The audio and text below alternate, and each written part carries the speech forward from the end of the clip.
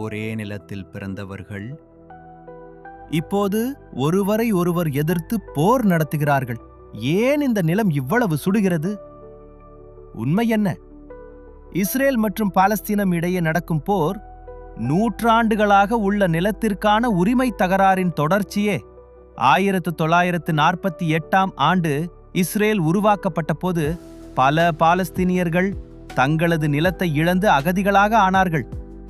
இதனால் தொடங்கிய விரோதம் பல போர்களுக்கும் காரணமாகியது. பாலஸ்தீன காசா பகுதியை ஹமாஸ் என்ற ஆயுத குழு கட்டுப்படுத்துகிறது. அவர்கள் இஸ்ரேலை எதிர்த்து தாக்குதல் நடத்துகின்றனர். இதற்கு பதிலாக இஸ்ரேல் மிக கடுமையான எதிர் தாக்குதல்களை மேற்கொள்கிறது.